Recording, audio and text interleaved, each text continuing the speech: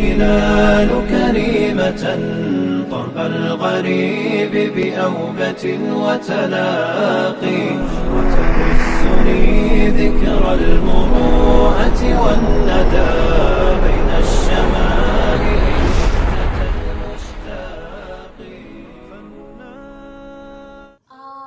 أعوذ بالله من الشيطان الرجيم. بسم الله الرحمن الرحيم. الحمد لله الذي لا يبلغ مدحته قائلون ولا يحصي نعمه عادون ولا يؤدي حقه المجتهدون. الذي لا يدركه بعد الهمم ولا يناله خوض الفتن.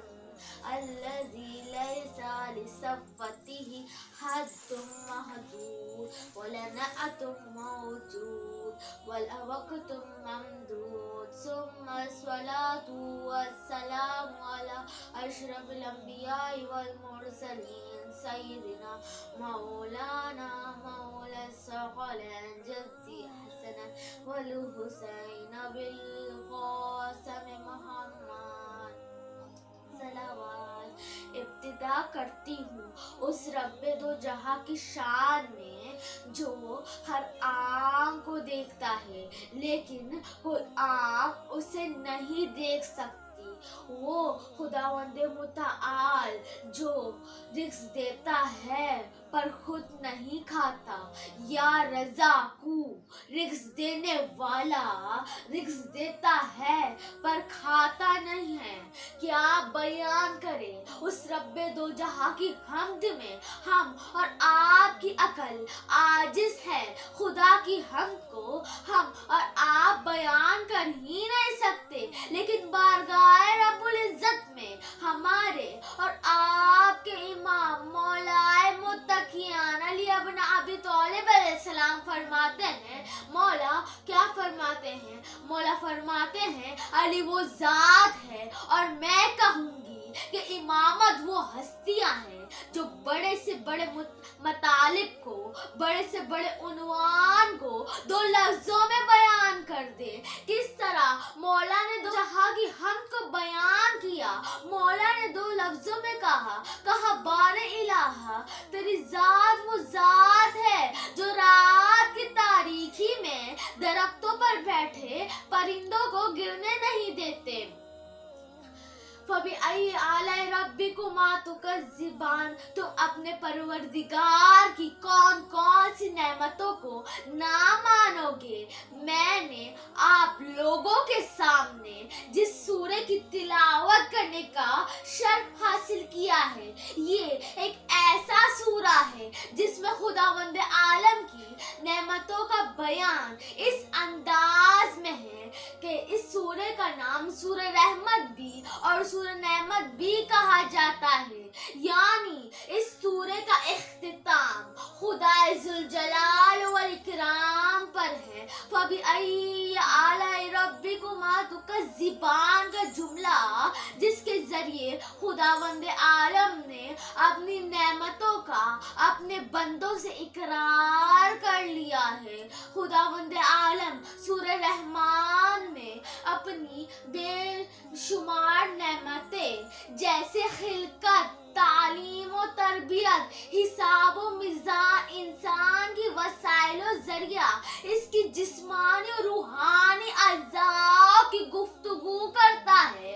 जैसे खुदावंद आलम सूरह रहमान में अपनी बेमिसाल नेमतों को पेश करते हुए फरमाया खलक़ल इंसान।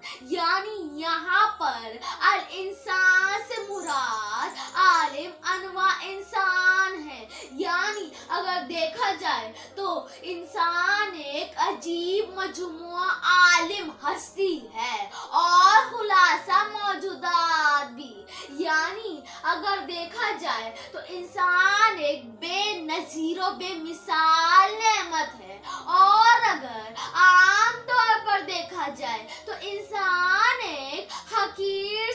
وجود ہے جس کو خدا نے ایک نجس خون کے ذریعے سے خلق کیا، لیکن جب یہ انسان خدا کی رحمت کے سائے یا ربوبیت کے سائے میں آتا ہے تو وہ ان مراحل کو اس طرح طے کرتا ہے کہ ارتقاء پر ہوتا ہے، یعنی بلندی پر ہوتا ہے، جیسے خداوند عالم سورہ 3 میں ارشاد فرماتا ہے لَقَدْ خَلَقْنَا الْإِنسَانَ فِي أَحْسَنِ تَقْوِيمٍ، یعنی ہم نے انسان کو بہترین تقویم اور نقشے میں پیدا کیا، اور اس کے بعد فرماتا ہے ثُمَّ رَدَدْنَاهُ أَسْفَلَ سَافِلِينَ، یعنی ہم نے اسے سب سے نچلے درجے پر لا کر کھڑا کر دیا جس سے نیچے کوئی اور درجہ نہیں ہوتا۔ لفظ سافل کسے کہتے ہیں؟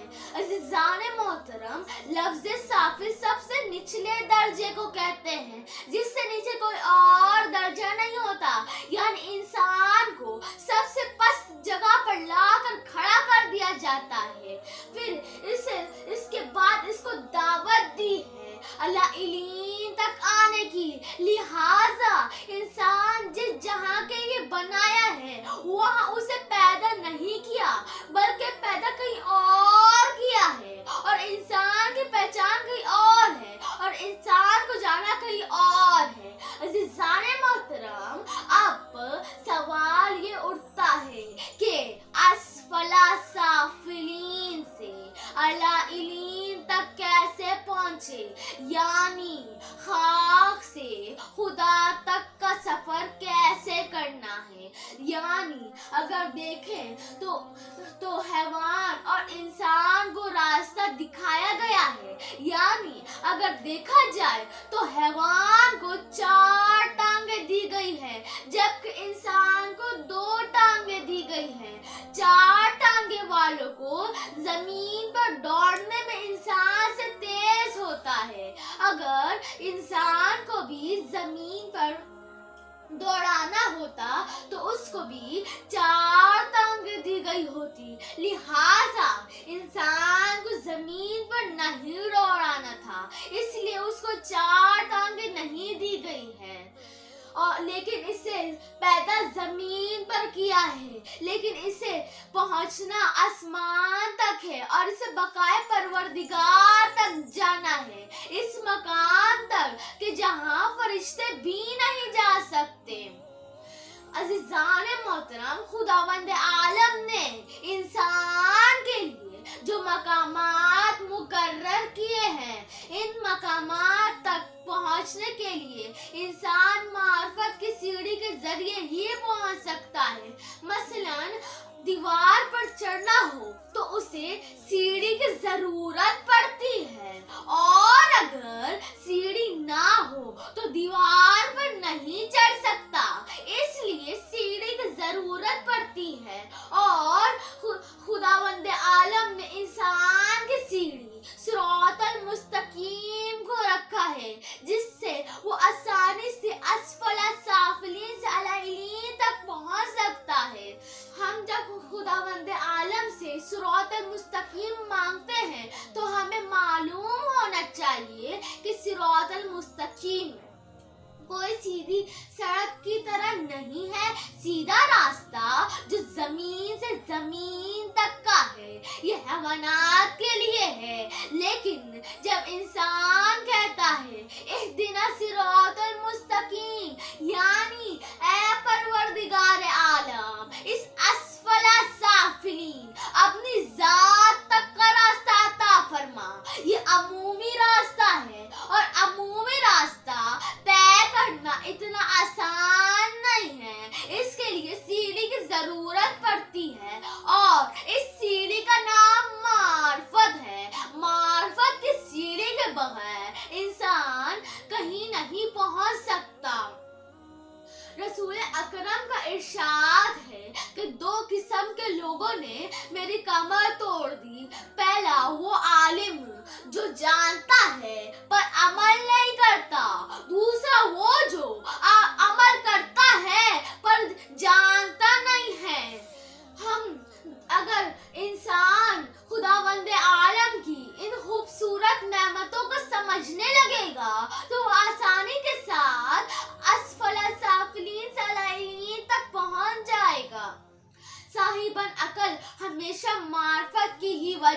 किसी चीज के तरफ जाते हैं। अगर इंसान में मार्फत हो तो खुद हकीकत इंसान को खींचती है, और अगर इंसान में मार्फत ना हो तो इंसान को खींचने के लिए कोई और इंतजाम करना पड़ता है।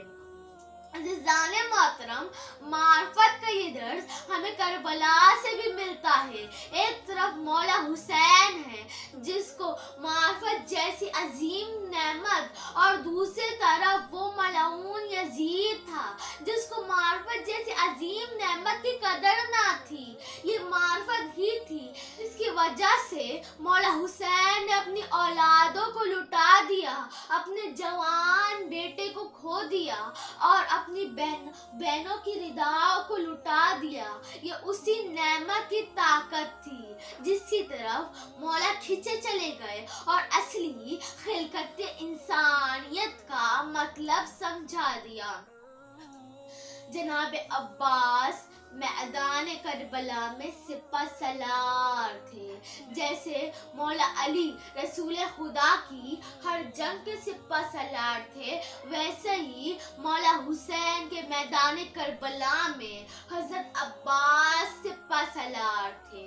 सिपा सलार का काम होता है कि दुश्मन की फौज पर नजर रखे। सबसे पहला खैमा मौला अब्बास का था, सबसे आखिरी खैमा मौला सज्जाद का था, फिर जवानों के खैमे मरकज में मौला हुसैन का, फिर बीबी ज़ैनब का, और फिर दूसरी सारी बीबियों के खैमे थे। अज़ीज़ानो, जनाब अब्बास शब आशूर मौला हुसैन की बारगाह में आए और कहा, आका इजाजत दे, मैं मैदान जंग में जाना चाहता हूँ। मौला हुसैन ने कहा, नहीं अब्बास, आप मेरी फौज के सिपा सलार हैं। अज़ीज़ानो, जब पहला हमला हुआ ना तो बहुत से अंसार मारे गए। जनाब अब्बास ने कहा, मौला मुझे इजाजत दे, दुश्मनों को मैं देख लूंगा। मौला हुसैन ने कहा, नहीं अब्बास, आप मेरी फौज के सिपा सलार हैं। जब ज़ोहर से पहले और मोहम्मद की लाशें आए, जनाब अब्बास ने कहा, मौला गोदों के पाले मारे गए, मौला मुझे इजाजत तो दें। मौला हुसैन ने कहा, नहीं अब्बास, आप मेरी फौज के सिपा सलार हैं। जनाब अब्बास बड़े गयूर थे। एक मर्तबा आंखों में आंसू आए, कहा, मौला वो फौज कहाँ है जिसका मैं सिपा सलार हूँ? मौला सब मारे गए, मौला मुझे इजाजत तो दे। मौला हुसैन ने कहा, नहीं अब्बास, आप मेरी फौज के सिपा सलार हैं। अज़ीज़ानो, जब जनाब अब्बास एक खैमे के पास खड़े थे, अंदर से बच्चों की आवाजें आ रही थी।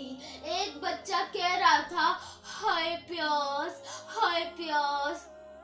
फिर अचानक एक बच्ची की आवाज आई। जनाब अब्बास खैमे के अंदर चले गए।